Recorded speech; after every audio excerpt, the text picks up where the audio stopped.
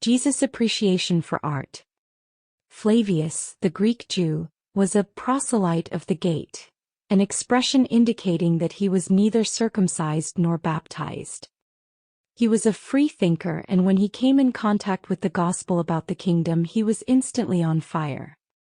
He placed his home in Jerusalem at the disposal of Jesus and the apostles. Because he was a great lover of the beautiful in the arts, his house in Jerusalem was a veritable private museum. It was beautifully decorated with precious treasures he had collected from all sorts of places on his travels. Before Jesus entered this house for the first time, Flavius feared that the master would take offense at these effigies. However, Flavius was pleasantly surprised when, upon his entry, instead of rebuking him for having these supposedly idolatrous objects set up all over his house, Jesus instead showed great interest in the entire collection and asked many appreciative questions about all the objects. The master saw that his host was relieved, and when they had looked at the entire collection, Jesus said, "Why did you expect a rebuke? It is just right to appreciate the beauty of things created by my Father and given form by the artistic hands of man. Since Moses tried to combat idolatry and the worship of false gods, why should all men reject depictions of grace and beauty? I tell you, the children of Moses misunderstood him, and now they themselves make false gods out of these words. They forbid making images or depicting the beauties of heaven or earth." But even though Moses taught such restrictions to the darkened thinking of his time, what does that have to do with this time?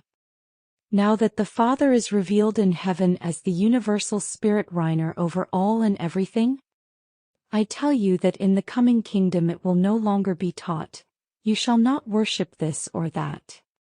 Men will no longer engage in commandments to abstain from this or that, but each one will engage in one supreme duty. And this duty of man can be expressed in two great privileges: sincere worship of the infinite Creator and loving service to fellow man. If you can love your neighbor as yourself, then you know that you are a son of God. In an age when my Father was not well understood, Moses' attempts to counter idolatry were justified, but in the age to come the Father will be revealed in the life of his Son. And this new revelation of God will make it forever unnecessary to confuse the Father with idols of stone or statues of gold and silver.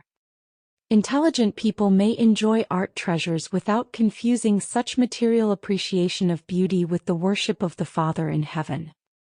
Flavius believed everything Jesus taught him. The next day he went to Bethany across the Jordan and was baptized by John's disciples. When he was back in Jerusalem, he set up a great feast for Jesus, inviting 60 of his friends. And many of his guests also came to believe in the message of the coming kingdom.